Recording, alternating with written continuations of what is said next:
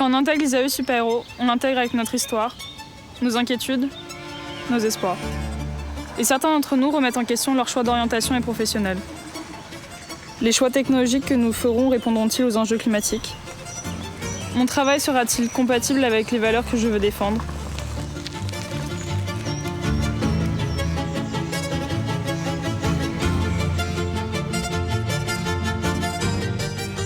Le gros avantage, c'est de pouvoir se poser ces questions de manière collective avec les autres étudiants, les enseignants, les chercheurs et le monde professionnel.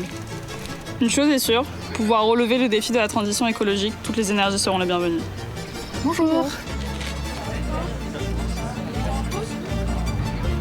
Merci, au revoir. Merci, au revoir. L'ISAE Super-Héros, c'est près de 2000 étudiants, dont 800 qui vivent sur site, 600 personnels et plus de 100 enseignants-chercheurs. Pour avancer ensemble, nous avons constitué une équipe dédiée à la mise en place de notre stratégie bas carbone. Nous voulons être exemplaires au quotidien dans l'ensemble de nos activités, en favorisant par exemple des modes de transport plus vertueux, en limitant la consommation énergétique de nos bâtiments. Plus globalement, nous devons prendre en compte l'ensemble des enjeux environnementaux. De la biodiversité à la préservation des ressources, tout peut et doit être questionné.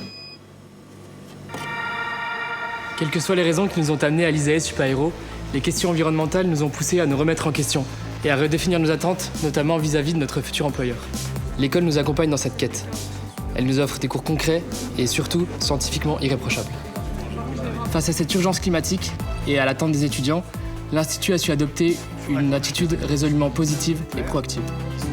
Grâce à cette mobilisation collective, ce sont des ingénieurs motivés pour trouver les bonnes solutions, pas forcément technologiques, qui vont arriver sur le marché du travail, que ce soit dans l'aéronautique, le spatial ou toute autre industrie.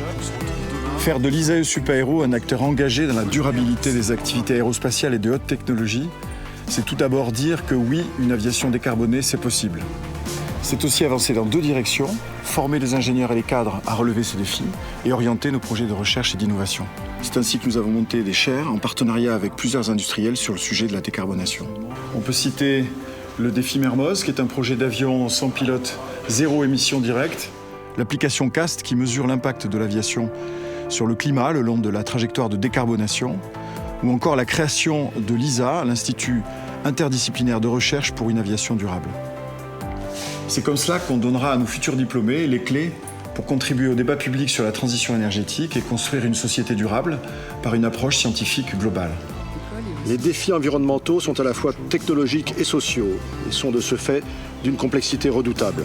Chacun d'entre nous est appelé à agir. Et les ingénieurs ont une responsabilité particulière, un rôle particulier à jouer, celui de faire le pont entre la science et la société, celui de mettre la technologie au service du bien commun.